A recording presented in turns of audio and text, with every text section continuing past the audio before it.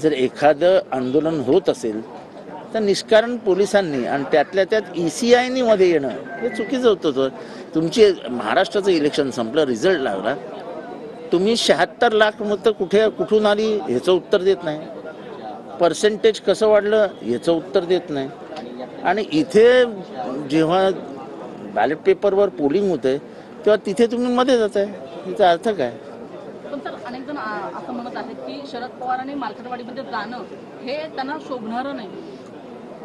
शरद पवार मला वाटतं 84-85 वर्षाचे आहेत, 60 वर्षाचा राजकीय अनुभव आहे, त्यांच्या एवढा दीर्घकालीन राजकारणात असलेला नेता भारतात नाही, त्यामुळे त्यांना उगाच सल्ले देण्याच्या लफड्यात पडू नका. तर काल अनेक विरोधी पक्षातील आमदारांनी शपथ घेतलेली नव्हती, आज काल तुम्ही बैठक सुद्धा झाली, आज शपथ घेणार आहात तुम्ही आमदारकीची. आता आमचे सगळे येतील, ठरवतील. सर, महाराष्ट्र एकीकरण समितीने एक उद्या महामेळावा ठेवलेला आहे, पण त्यासाठी बेळगावमध्ये जाण्यावरून महाराष्ट्रातल्या